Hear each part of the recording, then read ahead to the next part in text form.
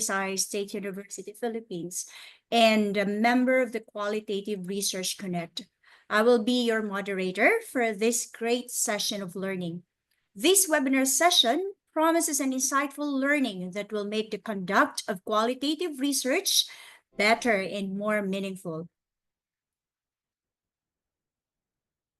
This webinar session is specifically, we'll learn a lot about conducting online interview and ethical considerations that should be observed in conducting such qualitative data collection procedure. Before we call our distinguished resource speaker, I'd like to share some few announcements. The webinar is recorded, so you can watch this again. The recording will be available at the QLRC Facebook page and at the www.qlrconnect.com within 48 hours after the webinar. Likewise, certificates will be given to the members by taking a screenshot of your attendance to this webinar and send it to the QLRC email address. I am encouraging those who are not members yet, who are here, to register and become a member of this community where we grow together as researchers and make a good difference by doing qualitative research. Likewise, kindly make sure that your microphones are off or are muted so as not to disrupt the speaker. Also, at the end of the talk, we will have some time for question and answer. So type in the chat space your questions and I will read them after the talk of our resource speaker. And now at this point, I am excited to introduce to you our amazing speaker. We are privileged to have with us now Dr. Janet Sammons. Dr. Sammons is a versatile scholar, writer, and methodologist with 12 books published on online qualitative research, higher education collaboration, online learning, publishing doctoral research, collaborative learning, theory and research, and online data collection. Currently, she consults on qualitative methodology, blogs at www.sammons.blog, edits the Substack newsletters when the field is online, and is developing a design guide for online researchers. She is a 2024 fellow at the Center for Advanced Internet Studies in Bochum, Germany. She previously managed the SAGE methods-based research community from 2017 to 2024 and supervised dissertations at Walden University in 2016 to 2017. Dr. Sammons also served on the doctoral faculty at Capella University from 1999 to 2017, where she received the Harold Abel Distinguished Faculty Award in 2011 and 2012, and the Stephen Shank Recognition for Teaching in 2012 to 2016. She is the recipient of the 2018 Mike Keddy Award and an honorary TAA Fellow. Dr. Sammons received a BS in Adult and Community Education from Cornell University, an MA in Social Policy Studies from the SUNY Empire State College, and a PhD in Interdisciplinary Studies and Educational Leadership at the Union Institute and University. She is currently based in Boulder, Colorado. Now, friends who are here, let us welcome with a warm virtual applause our resource speaker, Dr. Janet Sammons. Dr. Sammons, the virtual floor is yours now. Hello, everyone. I'm happy to join you from afar and happy to be a part of this group. I'm joining you from Colorado, and one of the things that I love about the online world is our ability to connect across the miles, because to me, that is the real value that we have, even though there's a lot that we can find online. To me, the most important thing is that we can find each other. As she mentioned in my introduction, I've been thinking about online research for quite a long time. And last year, I had the opportunity as a fellow at the Center for Advanced Internet Studies to go through and update a lot of the materials that I had developed over the years. So I'll be sharing some of those with you today.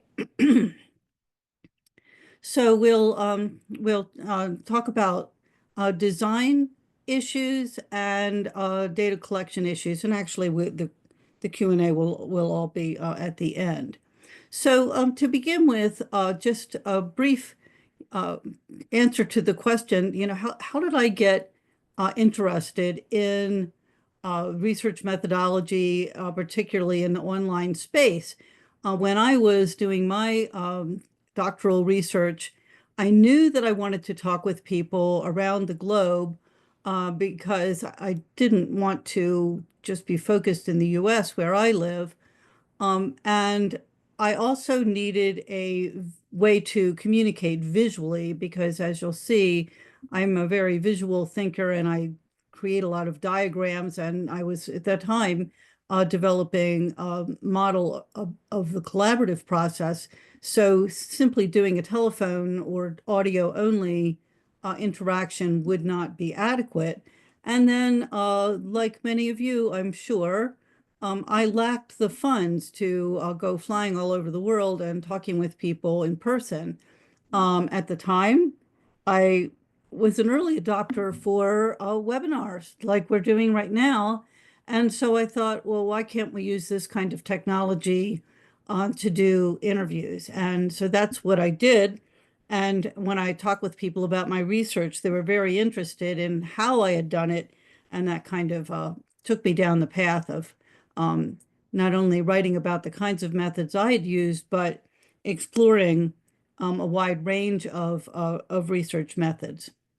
So I think that, it does offer us some real advantages because we can engage with people all over the place.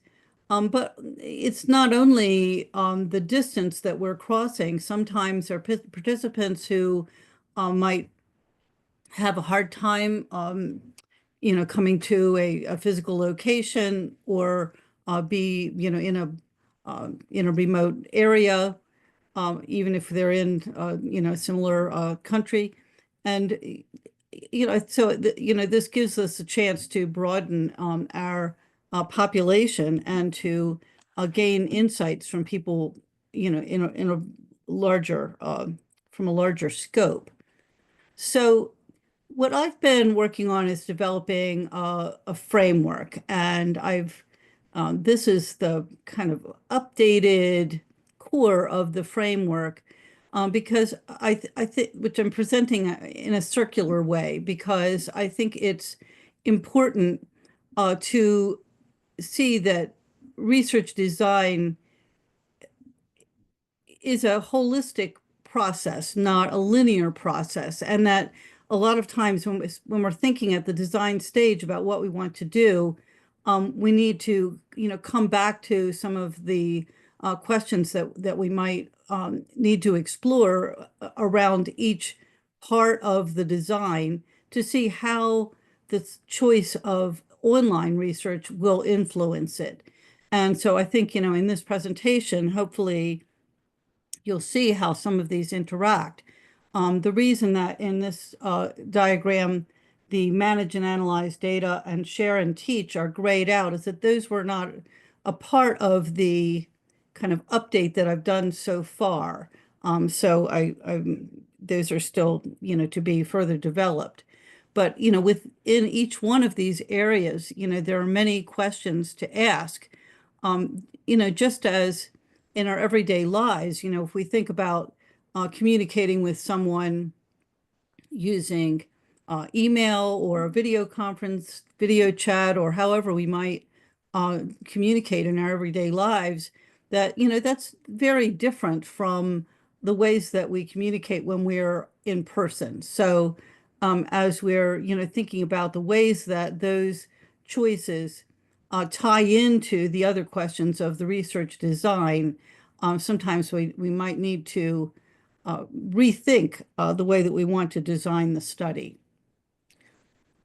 So one of the initial questions we have to ask is about the methods we're going to use, maybe a combination of methods. And here I've broken it down in this way.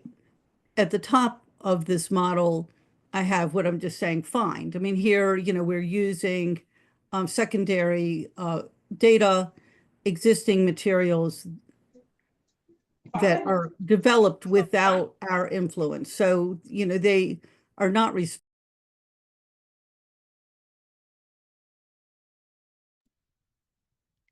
I'm sorry, do we have a audio problem or? No, we're good. Please continue. Okay.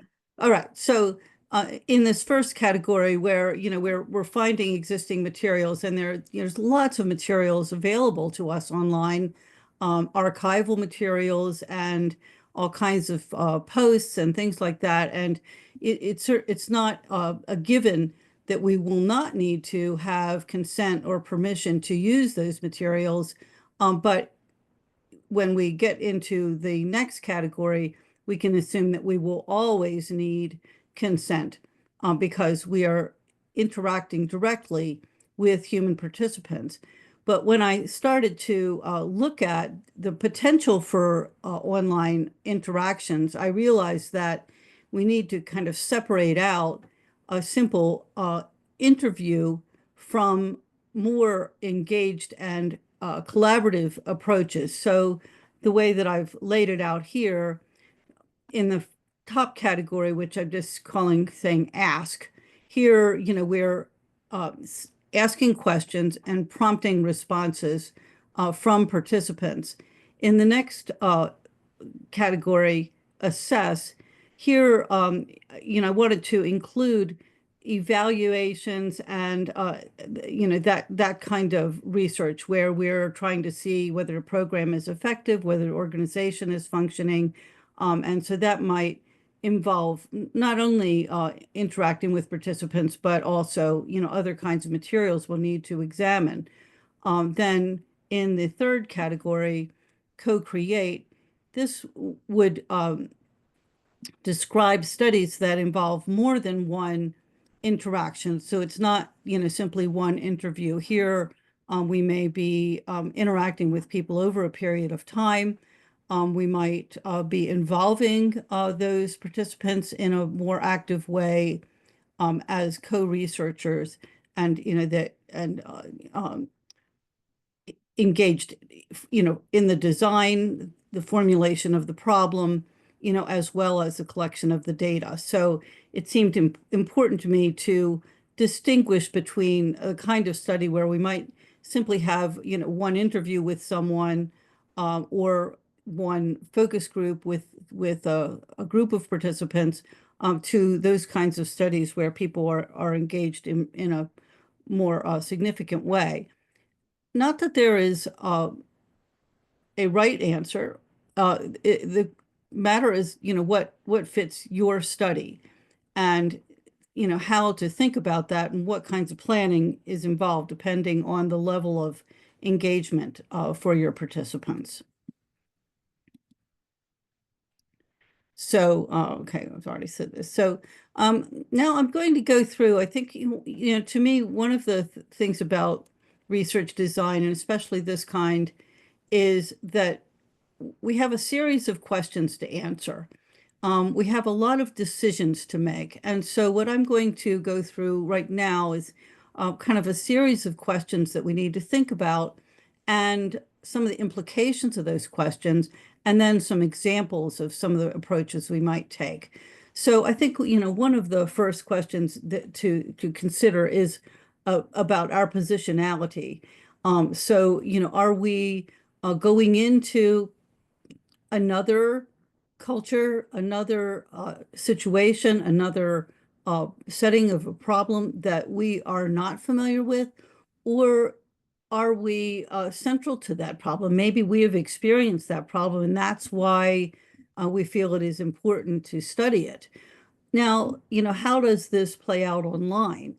2 points I want to quickly make. One is that, again, there's no right or wrong answer. It's just a matter of if we are um, an insider, then that's not necessarily a problem. We just need to be self-aware about that, and we need to be transparent about it.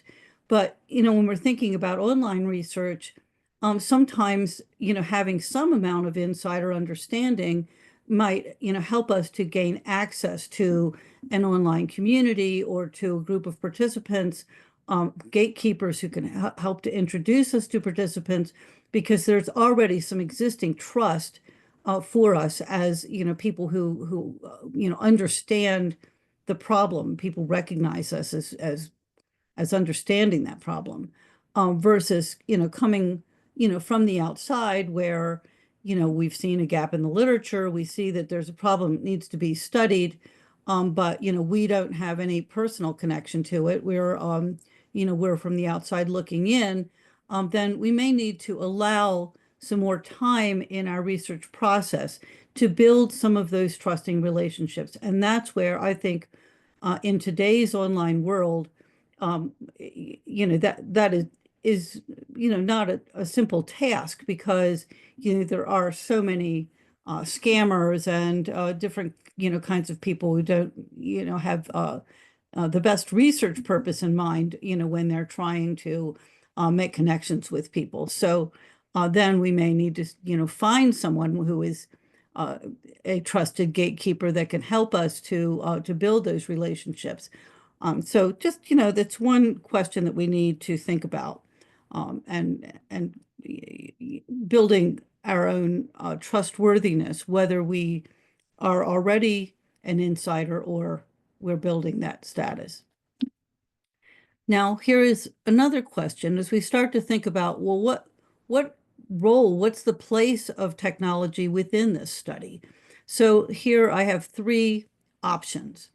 And it certainly may be that in your study, you're using more than one of these approaches, but being clear about what it is you're trying to do will mean that whatever proposal you are writing, the design piece, whatever approvals you might need to get, whether you are a student or you're someone who's trying to get funding or to get access, the clearer you can be about what you want to do, the easier it will be for others to understand it.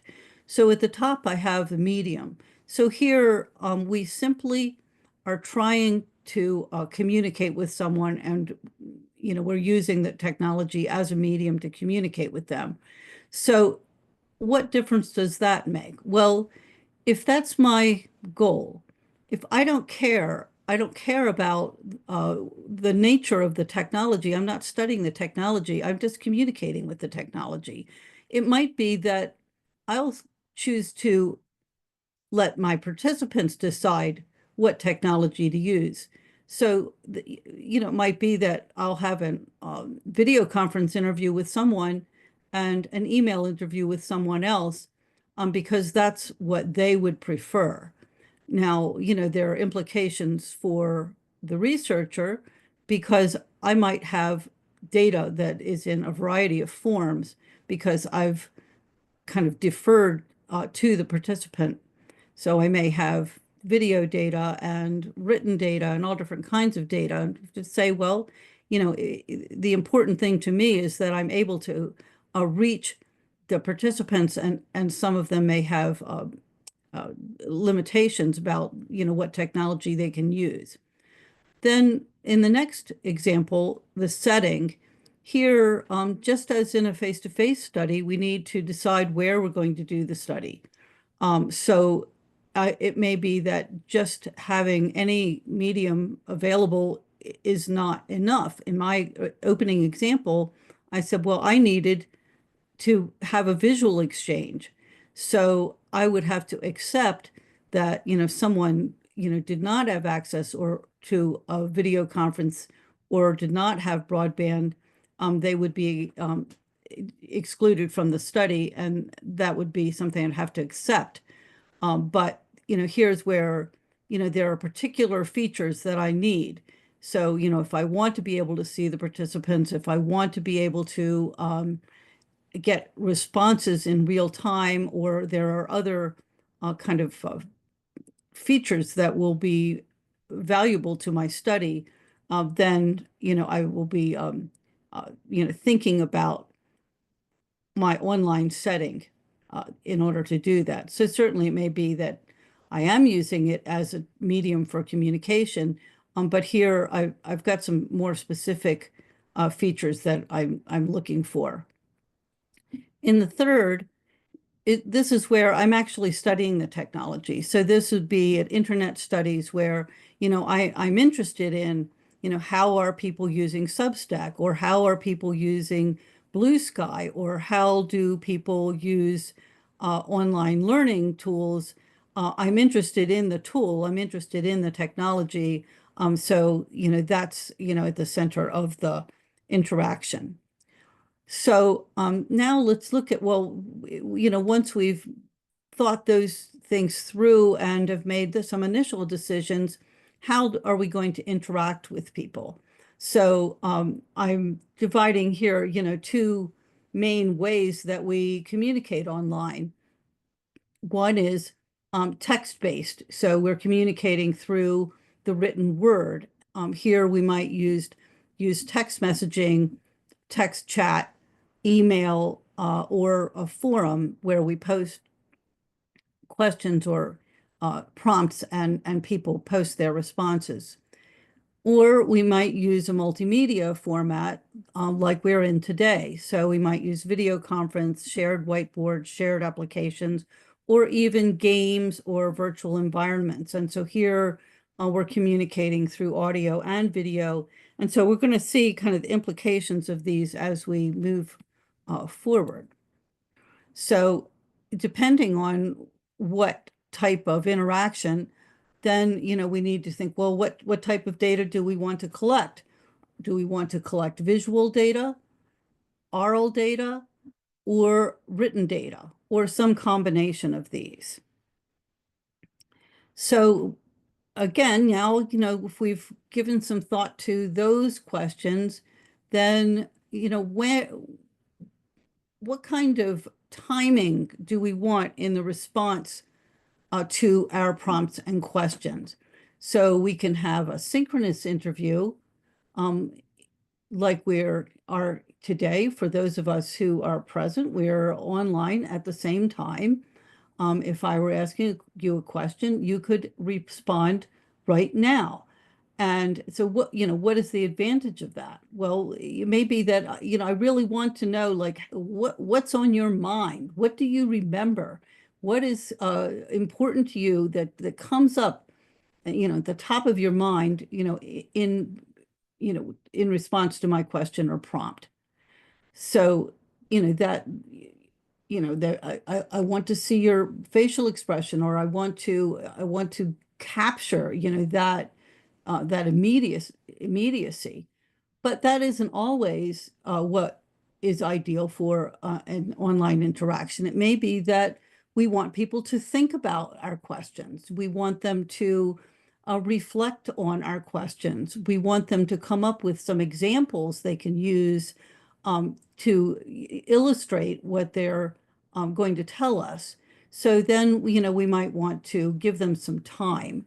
So I've put this on a continuum because I don't think it's either or today. It's not simply a matter of synchronous versus asynchronous, that we also have what I call near synchronous. So here might be where I say, for the next 2 weeks, I'm going to send you a prompt every morning by text chat, to think about today and then respond to me by the end of the afternoon. Or, I might be using like a forum kind of a software where I'm posting questions. I know that people aren't online right now, but they will be soon. So think of sort of an elongated conversation. And then with the asynchronous, where, I'm going to define what the lapse of time is. So I might say, well, I would like you to reply within 24 hours, within 48 hours, or within the week. But I want to give people some time to collect their thoughts about this topic. So, it may be that you use a combination of these because perhaps you're using asynchronous or near synchronous approaches as you are developing your relationship with the participant. So you're, doing some email, you're doing some other kinds of exchanges, and then you're preparing for that synchronous interview. So, these might be mixed, but they each have very different implications, not only for the study and the kind of data that you're going to collect, but also for your expectations of participants. Now, we can't always know in advance what, everything, about the kind of interactions that we want to have. But the clearer we can be and the more we can think about this in advance, the better we can include those kinds of expectations in our consent agreement and the information we provide ahead of the study. Another question that is a part of any qualitative interview study, we have to think about the degree to which we want it to be a structured study, where we have either limited choice questions or we have the same questions to all participants, versus a conversational interview where we're going to just kind of go with a more informal kind of an approach, or somewhere in between. Well, what difference does that make for online interviews? I would say that there's a lot more preparation that we need to make for an online interview. If we are using a text-based approach, then we're going to need to write those questions and really think them through, because if we're typing a question into a text chat, we are not going to expect the person to, write, many paragraphs in response. So if it's a text interview, we might want to break those big questions into little questions to keep that flow going back and forth. Whereas if we're in an environment like this, we can use a more natural flow of conversation, and perhaps a less structured approach might be workable.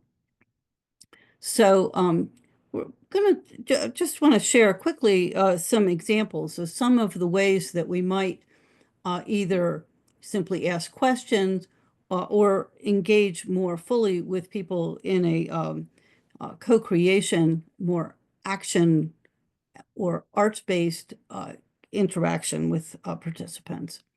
So here I've kind of given you a variety of options. We could ask the questions with words, people respond with words.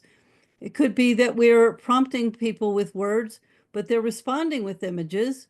Or it could be that we're using images to prompt the responses. And, those could be answered, with images or with words. So if we think about the beauty of the online interaction, is that, we can communicate in a lot of different ways. And that's helpful if we're either have a research topic where the visual nature of it is important to really understand what we're studying, or we can simply communicate with words. So we have a lot of choices. But I think if we kind of dissect, what do we do in a face-to-face interview, and which of those things are important to us in our online interviews? So if we're sitting down with someone, we have eye contact, we can see their nonverbal signals. If you were seeing me, you could see that I talk with my hands. We have a setting, either, we decide when we're doing a face-to-face interview, are we inviting people into our office? Are we meeting in a neutral location? Are we going into their homes or workplaces? What is the setting? How does the setting play into what we're going to be able to observe? And then we can also look at things. We can see the person can show us something. We can share actual physical objects that in a face-to-face interview. We can do all of those online, but we need to plan ahead of time if we're going to. So, we can, as I say, we can mix and match these various options of the degree of synchronicity and the kind of data that we want to collect, the kinds of interactions we want to have. So I'm going to just quickly browse through a variety of examples. And I want to just note for you that I'm giving you a big overview today but I'm going to share with you that I have a series of newsletters coming out on the topic of online interviews this month. So if any of these are of interest to you, you'll have a chance to learn more. Okay, so option one, we're both on camera. So here, we can have probably the most, natural kind of conversation. We can see each other, and I can ask you questions and you can respond verbally. Or the second is that we could use photos or videos. So, the one option is that the researcher identifies some examples of the phenomena they're investigating. And so I might say, well, which of these is close to the home that you live in? And you could say, well, neither of them are because I live in, this kind of a place. So it can be a launch to a conversation. It can spur conversation. And by using the images that you create, you know that you have the rights to use them. Either you create the images, you get royalty-free images that you have a permission to use. So those images could be used in presentations or publications. You also have consistency across your group of participants. So if you've shown everyone the same set of images, to spur response, then you have some consistency across your participants, so that gives you something to work with in terms of comparison. On the other hand, you might say, well, I want to give my participant the opportunity to share their own images. So here we can use things like photo voice, where, we're asking the participant to, we provide them with some guidelines. When you come to the interview next week, bring 5 pictures that show how you relax in nature, or how you are inspired by nature. So that was I've got my spouse, my willing spouse, to set up this, to create an example here.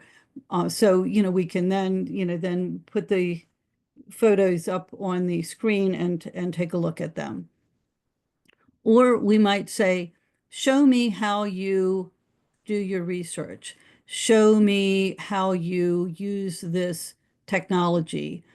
Show me where you go when you are trying to find credible resources, and kind of use the video conference as a portal into the web, where we can look at, they can tell us about their process for using a technology, or for teaching, learning, reading, whatever it may be. We can also use a shared whiteboard. And so here I have an example, where, we might either start with a kind of the core of a diagram, and then say, tell me, fill in, what are your answers to these? And then let's map those relationships so that we're really, you can see this is, now we're getting into the co-creating. It's more than simply asking a question. We're generating the data within the interaction. And just another example of that. We could speak the questions and also put the written questions up on the screen. That might be helpful if we're in a situation where our participants don't have the same first language that we do, and having the support of the written question as well as hearing it spoken. So, not using the visual, but using the screen as a way to kind of lay out the questions more clearly. So now let's just look at a couple of examples of text-based interviews. So here, again, we want to be very clear in our questions to support the robust responses, and to keep an exchange going with the timing that we would like to have. So we would want to test those questions to make sure that the flow will be present for the interview. so far, I've given a lot of examples that use a synchronous tool, but we can also use an asynchronous communication with visuals to support the text. So we might be using email or text, but still allow for participants to share pictures. So they might say, well, I'll tell you about my response to your question, but let me show you. So, we can still include the visual aspect into support of the written interaction. Here I have an example from a study that I did last year when I was getting feedback from on my models in an asynchronous forum. And, we may not think of the forum type of software as being something to use for online interviews, but it's really useful because we can post the question, people can post the response, and we're in a closed environment. In this case, I was showing this is a response to a visual diagram, but, it could be either written or visual.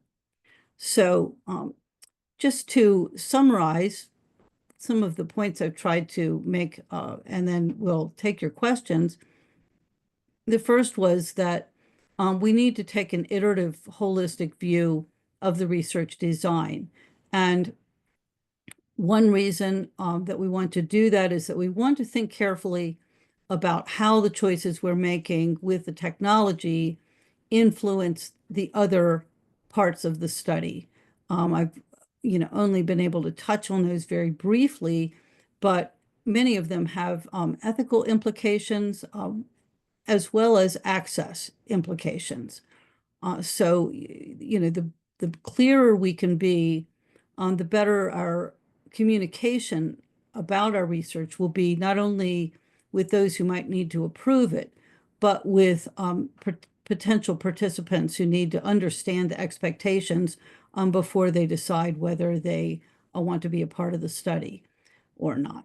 And then we need to align the technology choices with the research problem and keep in mind issues with access, digital literacy, and preferences of the participants. So, if we are doing a study with people who are in parts of the world where they don't have access to broadband, they don't have access to certain kinds of tools, then, we might want to lean on that kind of approach where we're using the technology as a medium and being flexible about the type of technology that we're going to select. So, while the examples I gave about video conferencing might work with some people and might be, really fantastic when you're dealing with sensitive issues and with people who are, have a different language, so that the visuals can help to support the interaction. But with other participants, they may simply not be available. So we need to think through, how our desires as the researcher for the kinds of data we want to collect tie into what would be best, from the point of view of the participant. We want to think about the structure and the timing so that we can decide whether we want the same kinds of questions with continuity and consistency across our participants, or whether we want to allow for more flexibility in the response, putting it more into the hands of the participant to decide what is important to them about the topic. And then, thinking about the timing, do you want to know what is on my mind right this minute? Or do you want me to share an example that I'm going to need to think about and collect materials that I can share? Thinking with all of these questions about the types of data that you want to collect. So even if you're using a video conference and a very multimedia type of technology, are you using that in a way that you're simply going to transcribe that interaction and analyze the text? Or are you going to analyze the visuals? Are you going to be looking at my, instead of just simply listening to the words that I give you? Are you looking at my setting? Did you want to see my home? Do you want to see artifacts that I share where I say, well, here's the quilt that my grandmother made. Let me show you this pot that I threw last week in my pottery class.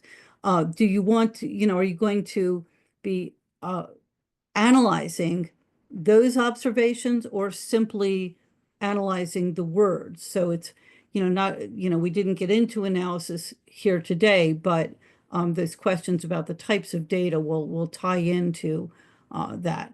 And then, depending on the choices that we've made, what do we need to do to prepare? So, I gave the example of breaking down long questions into shorter questions, if in a text interview, or thinking about the visuals. If we want to share visuals, we need to prepare those. We might need to create some slides so that we have the written questions that people can read while we are asking them.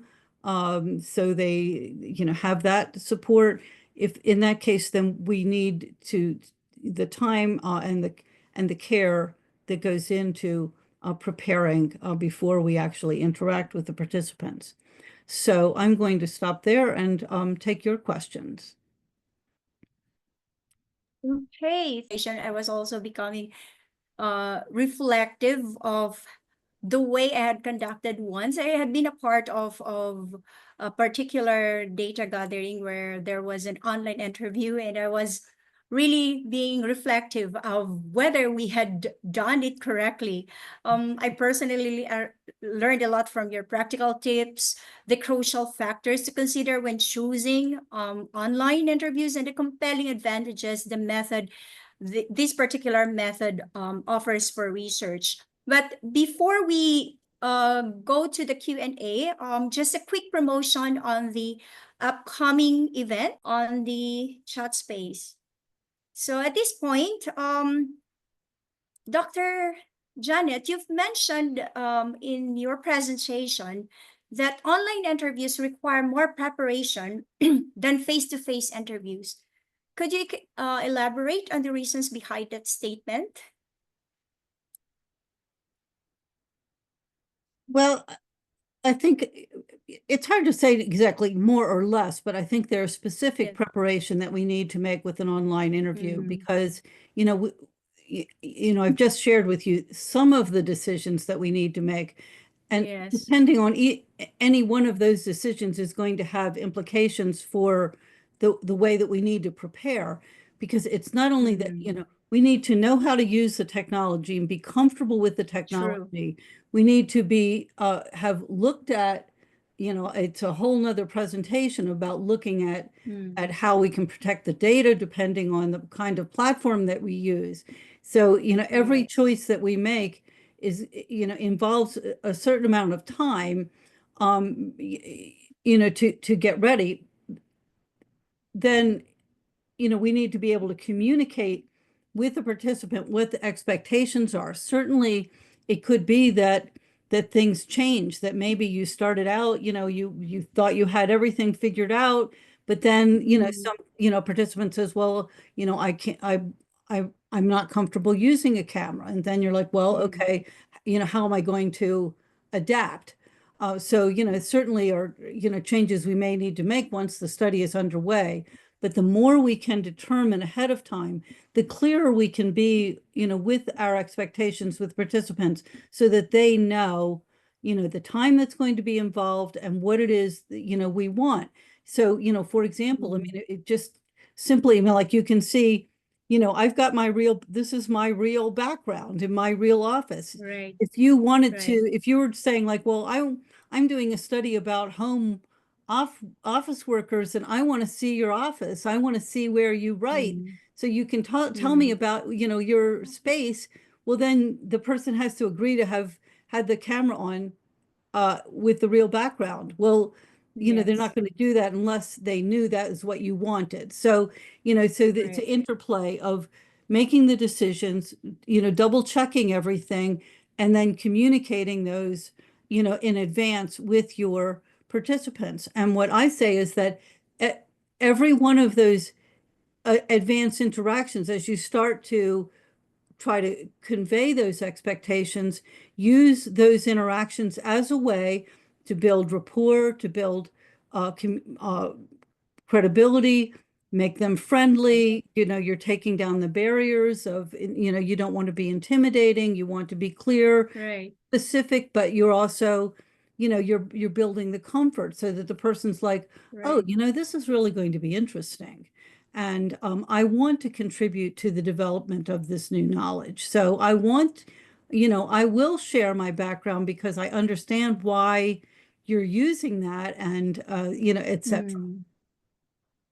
Right. There indeed so many things to be considered when you are going to decide to do this online interview for data gathering. Now, you've mentioned about building rapport. There is a question here. How can researchers build rapport and establish trust with participants in a virtual setting, especially in the initial stages of the interview? I think this is a really important question, more so by the day, because I never thought, when I was writing, when I started writing this, that you would have to first prove you are a human. Uh, Yes. that's a whole nother realm of things to consider. How do you prove you are human?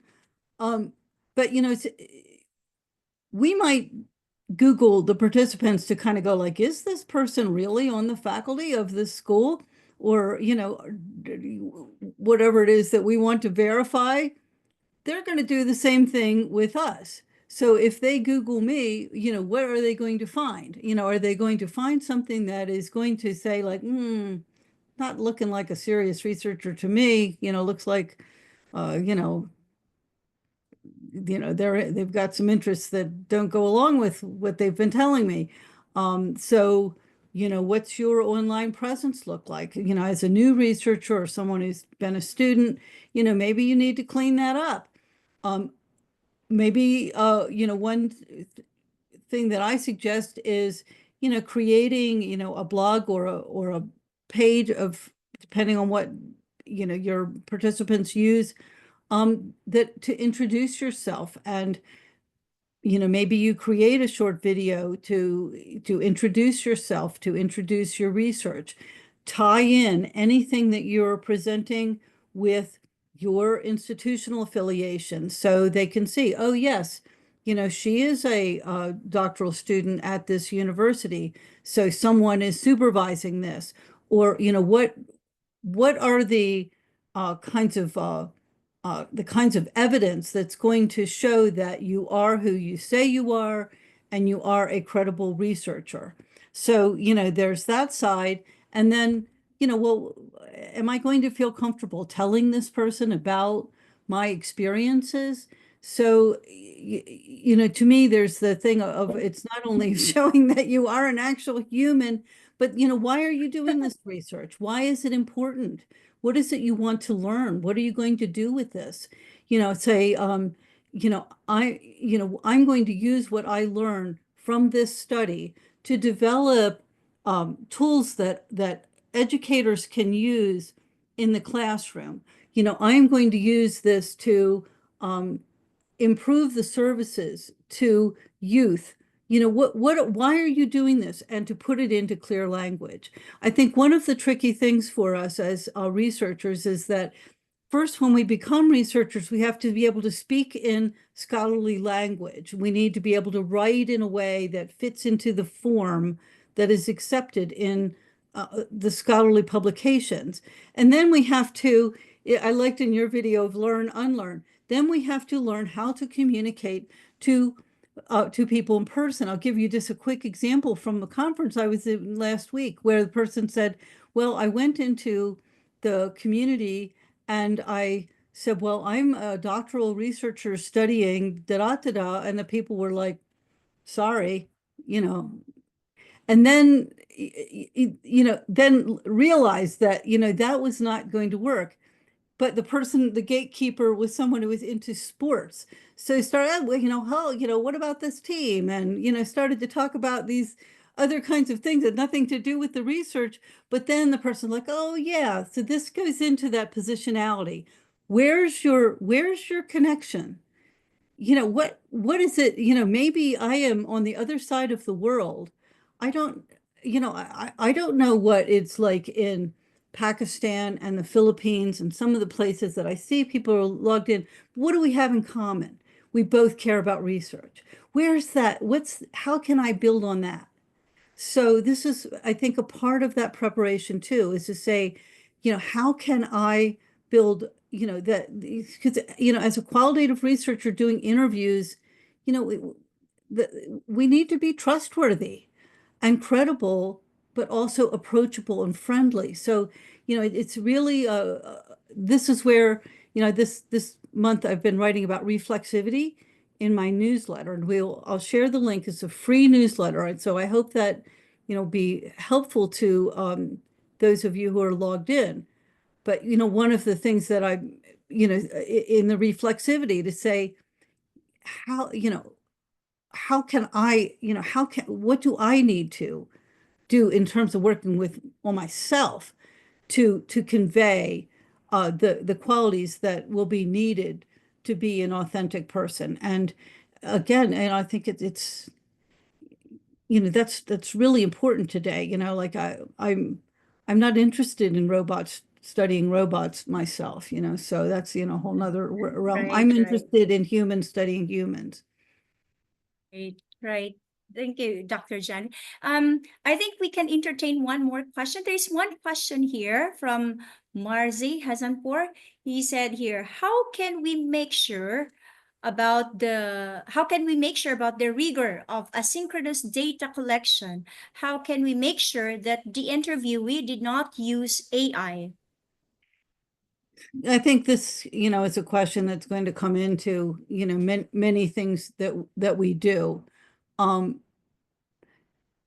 Looking at the methods that we use, I mean, I think, similar to the way that I would approach teaching. If I ask someone, write an essay about a book by Virginia Woolf. Well, there have been a million essays written about this book by Virginia Woolf. You can just get it spit out from some AI or copy it from somewhere.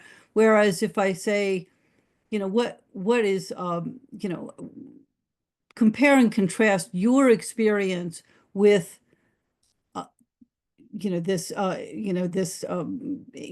phenomenon, and to clarify in our expectations that, we don't care about grammar. We're not interested in sentence structure. I just want to know what you think.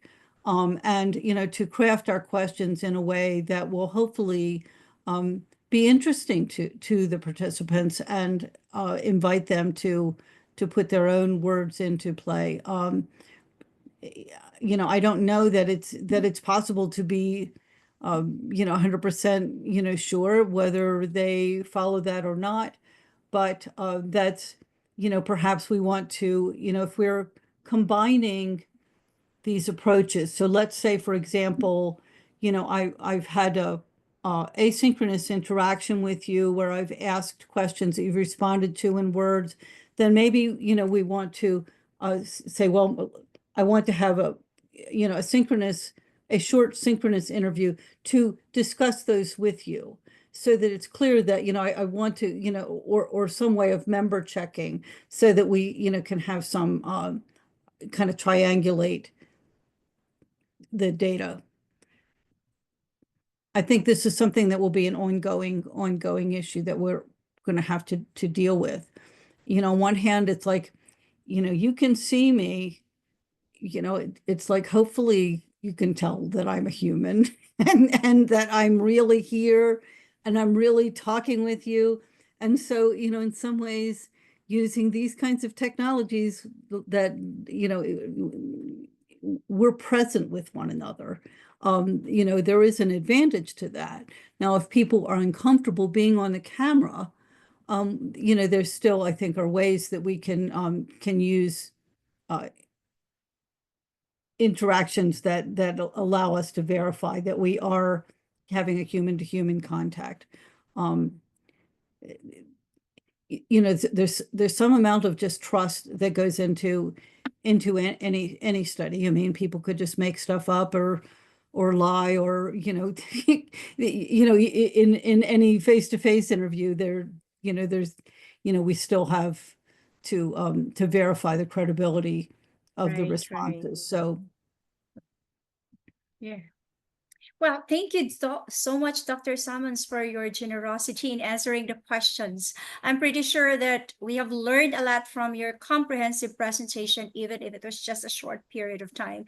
However, we don't have that much time for the other questions. So for the participants, you may join the QLRC Facebook page and type your questions there, and the members will try to answer them. So again, Dr. Summons, thank you very much for sharing your time and your expertise. And also to the participants, we have around 100 participants here coming from different parts of the world. Thank you so much for your attendance. Your attendance had made this webinar successful. So please look forward to other interesting webinar that will be posted again. The webinar is usually conducted every first Thursday of the month. So again, thank you very much for your participation, for your attendance. Dr. Samin, again, daghang salamat. Thank you very much. And so this officially ends our insightful webinar session. So goodbye, everyone. And again, thank you for your attendance.